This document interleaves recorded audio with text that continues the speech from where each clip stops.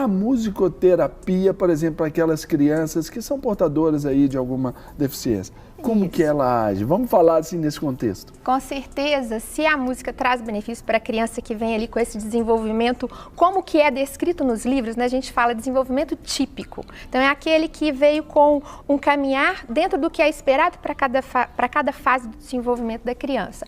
Mas as crianças que apresentam intercorrências genéticas, como é o caso da síndrome de Down e outras síndromes, ou o autismo, que ainda tem uma causa pouco identificada do ponto de vista genético, esse desenvolvimento não segue esse trilho, não é? Então, a criança vai alcançar as competências, mas fora do tempo esperado. E a música, por ser um recurso não verbal, por ser algo que interage com a pessoa, não apenas pela fala, ela vai trazer benefícios e possibilidades incríveis. Não é? A criança, ela não tem a intenção da fala no primeiro momento. A criança está explorando os sons que ela é capaz de emitir.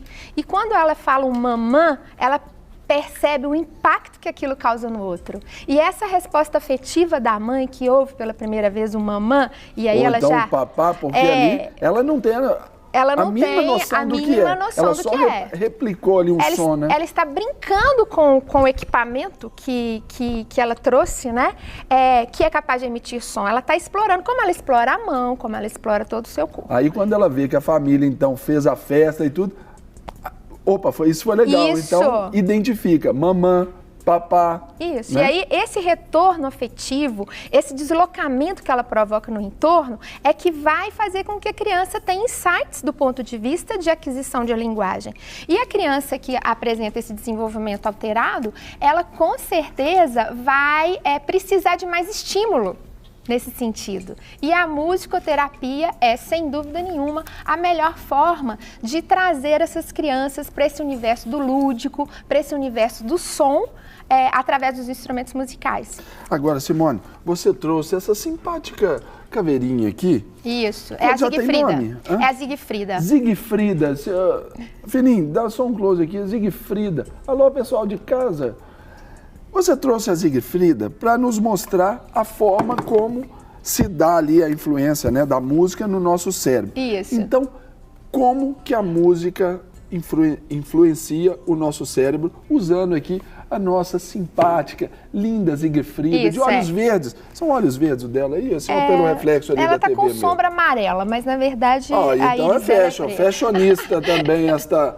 Nossa Siegfrieda. A Siegfrieda é minha fiel escudeira, ela serve tanto para que eu explique para os pais, para os adultos, como também para as crianças, como que funciona a música no nosso sistema nervoso central. Então, tirando aqui a calota, né, a gente fica com o nosso sistema nervoso central.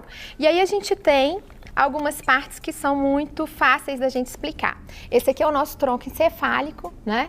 Na verdade, o tronco encefálico ele se estende pela nossa medula e é o que a gente chama de cérebro reptiliano.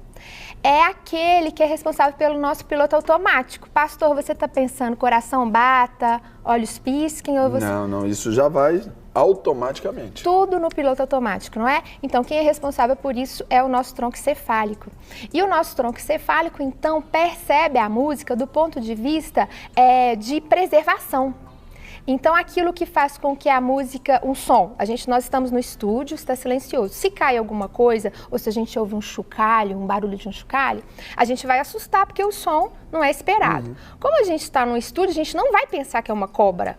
Mas se a gente estivesse numa mata, a gente poderia pensar. Um barulhinho de uma folha seca é uma cobra.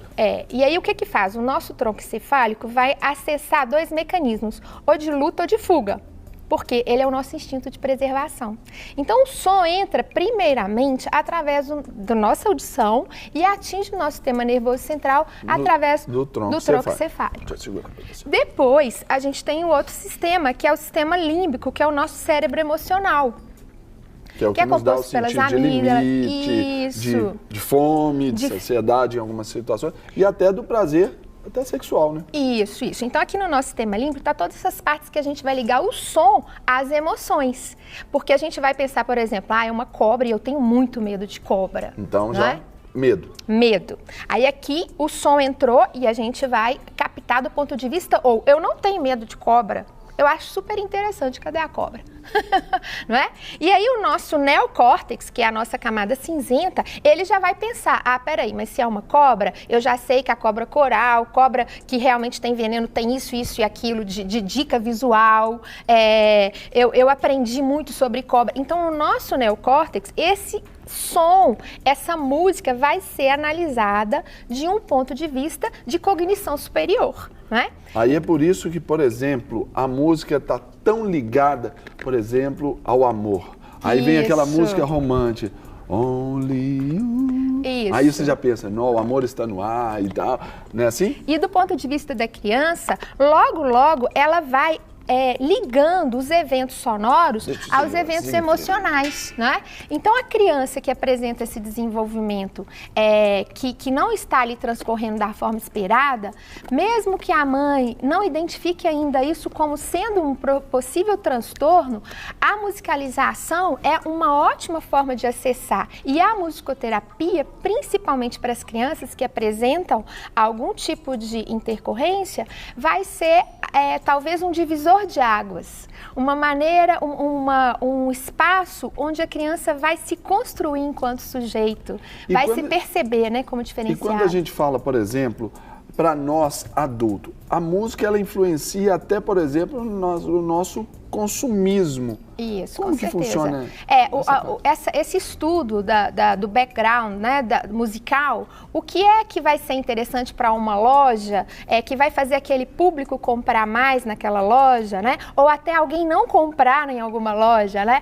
Eu acho que é muito interessante a gente perceber, algumas lojas de jovens, as pessoas de mais de 50, elas não suportam nem comprar um presente para dar, porque o tempo parece que fica muito grande ali dentro, porque a música é totalmente fora do gosto musical dessa população, né? E ao mesmo tempo o jovem fica ali horas, porque se ele não estiver até comprando, ele está curtindo esse som, ele está curtindo esse background. Algo que é importante a gente pensar também, por exemplo, nós vamos fazer um atendimento num telemarketing aí, alguma coisa, aí na hora de esperar tem sempre uma musiquinha ali.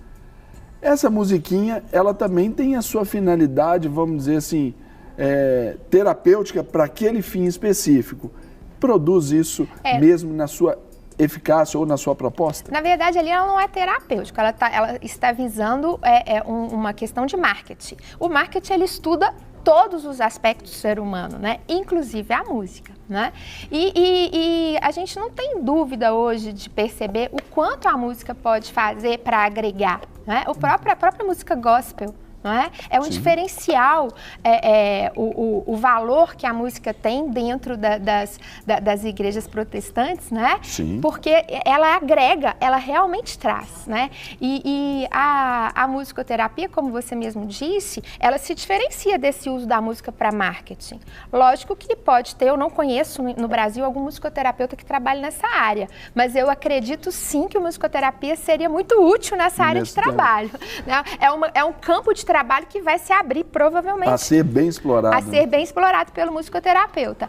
Agora, do ponto de vista da musicoterapia, ela é usada não só com a criança, mas como também para o idoso. Porque quando a gente pega o idoso parkinsoniano, com outras demências como Alzheimer, muitas vezes a memória atual, ela já se perdeu. Mas a memória pregressa, que é de base, às vezes, musical, esse idoso vai se lembrar. Então, é incrível, às vezes, quando você vê uma criança de 4, 5 anos, que quando começa a cantar, e ela não tinha uma linguagem, a linguagem veio fora do esperado, e quando ela começa a cantar, a mãe percebe que ela sabe a música, que ela lembrava da música que ela cantou, que a mãe cantava quando ela era bebê. Ela não tinha mecanismos para colocar e para cantar, porque ela não tinha linguagem ainda, mas quando ela inicia na linguagem, essa música aparece. E com o idoso é a mesma coisa. Muitas vezes o idoso não se lembra de coisas de agora, mas se você vai cantar uma música lá da adolescência, que remete ao passado, já explora esse lado. Simone, a gente tinha muito o que falar aqui, mas como o programa é de tudo, um pouco, tinha que ser de tudo muito, mas nós vamos deixar para uma outra oportunidade continuar explorando até a questão da música ambiente, enfim, de como ela faz com que o nosso tempo passe diferente quando a gente está ali ao som de uma música. Então, eu só tenho a agradecer a você e a Siegfrieda.